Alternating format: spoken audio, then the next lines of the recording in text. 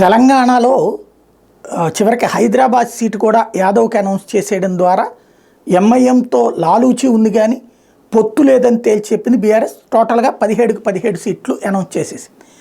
మరొక వైపున భారతీయ జనతా పార్టీ 17కు 17 సీట్లు అనౌన్స్ చేసింది. తాజాగా ఖమ్మము తర్వాతనే ఇటు వరంగల్ ఆరూరు రమేష్ వీళ్ళది కన్ఫామ్ చేయడం ద్వారా. ఇక వాట్ నెక్స్ట్ అంటే కాంగ్రెస్ పార్టీ మొట్టమొదటి దూకుడు మీద కనిపించిన కాంగ్రెస్ అధికారంలోకి రావడం వల్ల కావచ్చు, అధికారంలోకి వచ్చి గెలిచినందువలన వచ్చినటువంటి ఒత్తిళ్ళ వల్ల కావచ్చు, ఇప్పుడు అందరం గెలుస్తామన్నటువంటి నమ్మకంతో కూడినటువంటి ఒత్తిళ్ళ వల్ల కావచ్చు, ఇంతవరకు లిస్టు ఫైనల్ కాల. ఇంకా దాదాపు 8 మంది అనుకుంటా అభ్యర్థులు అనౌన్స్ చేయాల్సింది, 8-9 మంది.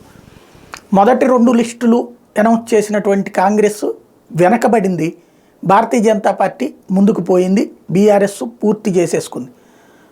ఇప్పుడు కాంగ్రెస్ పార్టీ ఎప్పటికి పూర్తి చేస్తుందో చూడాలి.